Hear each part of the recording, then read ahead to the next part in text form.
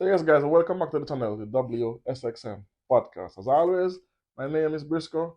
My mantra, United Africa, is an undisputed Africa. So guys, I was off for a while, but it was circumstances beyond my control. YouTube flagged off video of mine, give me a strike and ban me for 2 weeks, so I couldn't upload any videos. So they just released me.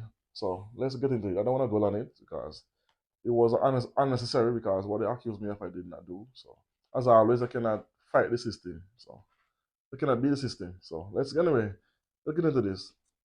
Um, this Kenyan athlete Titus Ikiro, he was banned for 10 years. He was the winner of the 2019 marathon runner, sixth fastest time world record. But listen to what he's saying in his own words, and we'll discuss it after. Boom. Sikuchukulia si rahisi vile, sababu nikijaribu kuangalia historia yangu ya mbio, nilikuja vizuri, fika katikati nikakuja nikapata challenge ya injury. So kupata challenge ya injury, nikapasuliwa mguu, nikaekewa screws. So after kuekewa screws, ndio sasa nikakuja sasa ndio nikaanza kupata hii challenge ya hii mambo yenye ilifanyika juzi. Yeah. Titus Ekiru insists that he was wrongly targeted by the Athletics Integrity Unit. So kwa mimi, kitu nye mimi nataka kwa watu under doping, wajaribu kufuatilia. Labda leo kuna wakimbiaji wengine wanaweza kuwa wanaumia innocent, na kuna wengine wanaumia kwa vitu yenye wamefanya right. Yeah. Kuna wengine wanaweza suffer saizi.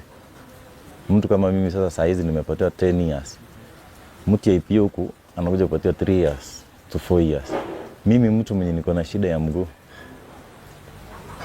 yenye sijapatikana hiyo IPO, but dawa yenye nimepatikana nimetibu nayo, hiyo ndio nimetibu. Many of our athletes might not know that they are doping. And the reason is because we have allowed agents where they are now coming in to say they are managing our athletes. And this management are the people who are actually exploiting our athletes. Our athletes are business of other people.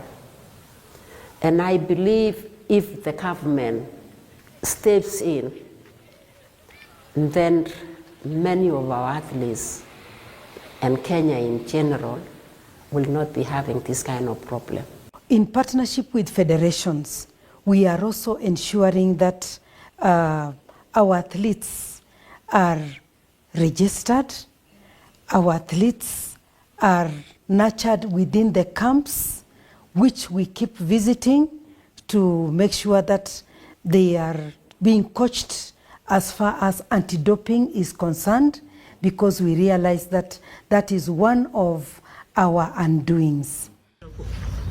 But how can the East African nation tackle this emerging threat? Kitu nye mimi ningeona Kenya inasuppose saizi wasaidie wakimbiaji wenye wako na wakimbiaji wengine wenye watakuja.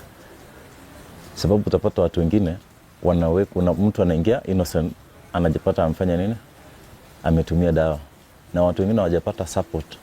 Kenya government ingesupport, hata support young athlete, na wasaidie hata mtu akiwa na injury, akuwe na shida, waweke hospitali yenye wanaweza hata waambie mtu ukitaka kama uko na shida, wakimbiaji waende watibiwe hapo kwa hospitali moja. Yes, kuna madaktari yenye Kenya wametoa wanasema enda pata daktari fulani, lakini ukienda usi utaambia daktari atakuja next week.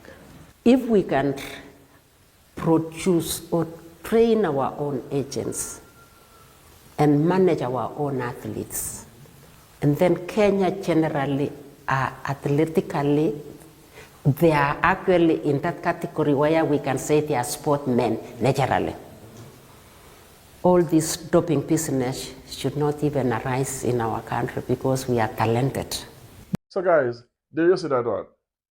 You see why he was banned? He was banned because of a medication that has banned substances in it that he didn't know of, and I think it was done deliberately. Honestly, this is my thought. It was done deliberately to get him disqualified so that he don't take part.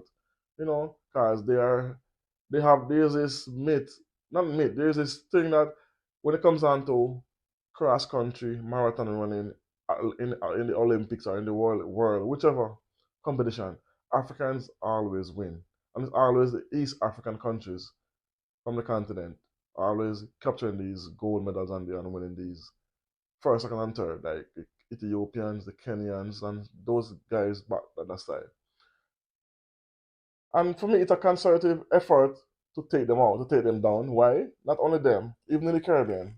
Let's bring it back home for a while because as a Jamaican, you have Usain Bolt, you have Osaka Powell, some of the world record holders, and they came out and did an interview once and said that they are the most tested athlete, and they always draw blood from them at the beginning of or before the race starts. So he always said that they like to try to sabotage Jamaicans. Why? Because they take so much of blood, they feel weak after. But this was said by those. It's not me saying this. It was said by Asafa Powell along with Usain Bolt. But so far, Usain Bolt and Asafa Powell was never um, banned for get. They're always clean. But so now what they're doing now, they are improvising now and they are giving these athletes who don't have the knowledge of the medication and what's in it to take these medication when they are ill and get them banned. Include like this African art gentleman as well. And his life is over because now he cannot make any money to uplift himself. He has to go back to doing something else. And he's banned for 10 years. He's now 31, so 10 years, something he cannot do marathon again after that. But yet, you have American athletes who willingly, knowingly take banned substances and then they use um masking agent to mask it. And they have people who they hire to give them this mask to mask these substances. So it's and yet these people who get caught only get 1 year, 2 year ban. They return to the sport, run again. And sometimes you have cases where they get caught a second time and they still did not receive a life ban. They got under a 2 year ban, 3 year ban, 3 year maximum they will get and then they come back to the sport. So if you're an American athlete, you have backing from the government, but when you're an African, I don't know why these African countries do not take up the charge and stop having representatives coming to the continent, taking over and managing these athletes. And then when they get sick, they cannot defend them or cannot help them to get clean medication so that they don't get tainted medication. I don't know. And it's as the woman said in the video, I forget her name. So I have to say the woman, but her name, I forget her name.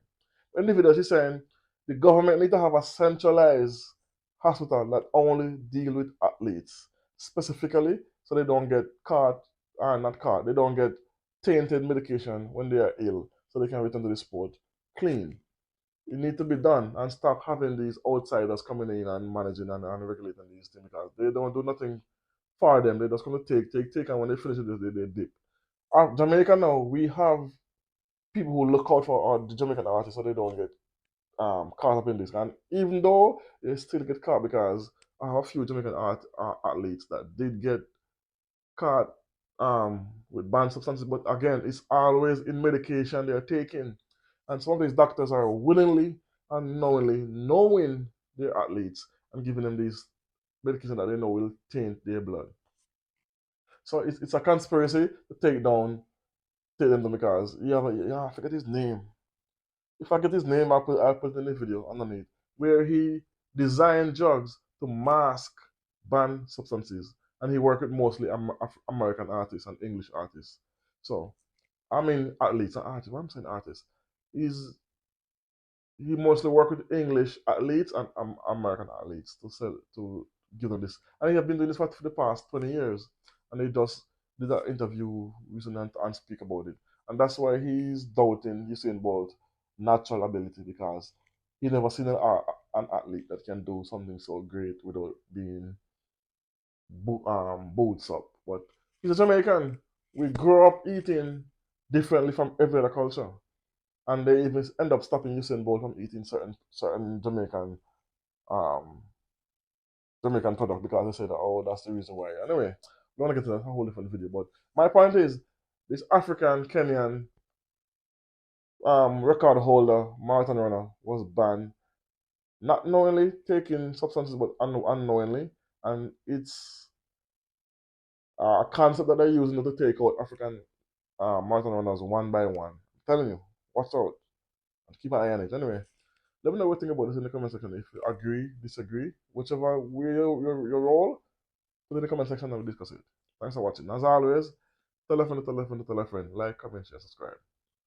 Boom.